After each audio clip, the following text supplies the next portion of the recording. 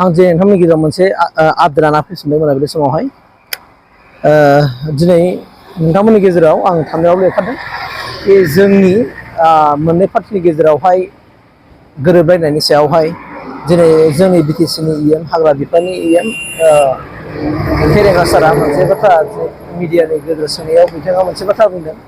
ओमफ्राय आं बे बाथ्राखौ नोंथांमोननो आपडेट होनो नागिरदों आरोना बिथाङा मोजां बाथ्राखौनो रायलायदों आरोना जुदि फेरेंगा सारनि बुंनाय बाथ्राया जुदि थारब्ला आरो बिथाङा गोरबो बिकासनिफ्राय बे बाथ्राखौ बुंमारदोंब्ला जोबोर मोजांनि बाथ्रा जागोन। मानोना रायजो राजाफोरनि जेनाखि डिमान्ड रायजो राजाफोरा जे बिटिआर हालामाव गोजोन आरो सान्थिखौ नागिरनानै खौसेथि जाजानो लुगैनाय मोननै राजखान्थिनि गेजेराव बे बाथ्रानि सायाव बाथ्रा बुंदों। आं दा बिदिखौ होगोन आरो नोंथांमोना निउस मिडियाआवबो नुखाबाय जायफोर नुखानो नायनाङा नुयैफोराव नायबानो जाबाय।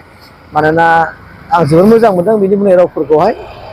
आङो दहाय मोनसे चेनेलाव आं होखाबायबो मोनसे भिडिअ मैयानि भिडिअखौ लानानैहाय ओमफ्राय आङो मोजां मोनो आरो बे भिडिअनि गेजेरजों खावलायगोन आङो जोंनि गामि सिङाव थानाय गामि गफा गोथौ सिङाव थानाय साफ्रोमबो रायजो राजाफोरखौ आं खावलायनो नागिरदों जोङो दैदेनगिरि सारमोननि बुंनाय बाथ्राफोरखौ जोङो लानानै जों गामि सिङाव बांद्राय इसिबां नारभासद्रायबो जानो नाङा आरो इसिबां गौरबबो जों जाद्रायनो नाङा। मानोना बिथांमोना थासारिखौ नायनानै बिथांमोना बाथ्राखौ बुंनांगौ जानानै फैयो मालाबा मालाबा थासारियासो थिनो बे थासारिखौ लानानै बिथांमोना सालायनांगौ जाना फैयो। दिनै जों बयबो मिन्थिखागौखि मोननैबो राजखान्थि हान्जानि गेजेराव खौसेथि जानाय आरो गोरोबलायनायाव सम्भब बाथ्रा नंखाया बेखौ जों बयबो मिन्थिखागौ। थेवब्लाबो जोंनि लुबैनाय रायजो राजाफोरनि लुबैनाया माने जों गोजोनखौ लुबैयो नाथाय बिथांमोना खौसे जायोब्ला आरो गुबुन मोनसे गोदान राजखान्थि हान्जा जोनोम जाबावगोन नामा बेबो मोनसे बाथ्रा सोंथि सिखारदों आरोना। खारन बयहाबो राइट्स दङ बयहाबो मोन्थाय दङ माने राजखान्थि हान्जा दानाय सोरजिनाय बे आरोना। दा माने पजिटिभनि बाथ्राखौनो बुंदों बयबो हाग्रामा साराबो पजिटिभखौनो बुंदों आरो फेरेंगा साराबो पजिटिभ बाथ्रा बुंदों प्रमद बर'आबो पजिटिभ बाथ्रा बुंदों। खारन बे बाथ्राखौ ओंखायनो आं सिगाङावबो होनदों थांनाय 15 आगस्टनिफ्राय लानानै लान्थ्रियै दिनैसिमबो सावरायबाय थानाय जों नुनो मोनदों खोनानो मोनबाय थादों आरो बेनि गेजेराव माबा मोनसे फिसा फिसौ ब्लेकमेलनि बाथ्रा बुंनायनि बाथ्राखौबो बिथाङा दिनै होदों फिननायखौ होदों फेरेंगा सारआ। दा ओंखायनो जोङो दैदेनगिरि सारमोनखौबो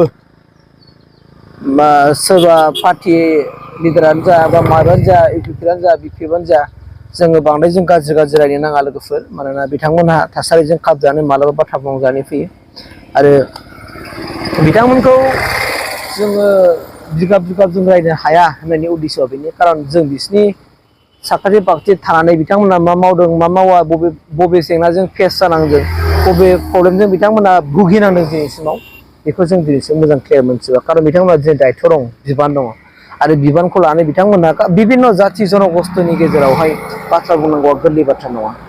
बिदिनो जाथि जनगस्थ'फोरनि गेजेराव दिनै बिथांमोना थानानै दिनै साफा दैदेनगिरि हिसाबै बिथांमोना दिनै खामानि मावनांगौ बायद' जायो आरो जायनि फलाव बिथांमोना ओंखायनो बेफोरबायदि खामानिखौ मावो आरो बिथांमोननि खोथाफ्राबो मालाबा सम लायै सम सोलायनांगौ जानानै फैयो।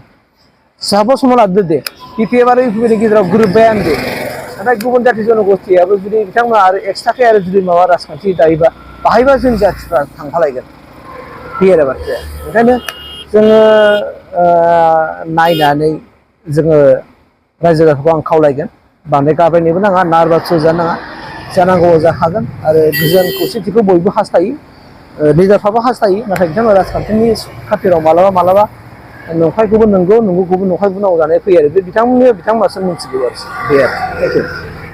दिनै आसाम सरकारनि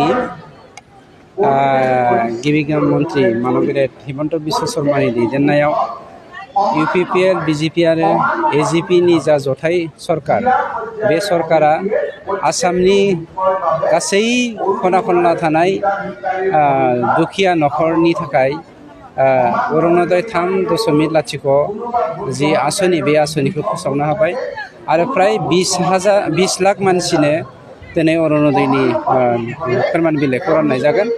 गतिके आसा खालामदों बेनि गेजेरजों आसामनि रांखान्थि बिथिंखौ जोंनि बिमा माहारिनि गेजेरजों जों जौगाहोनो हागोन।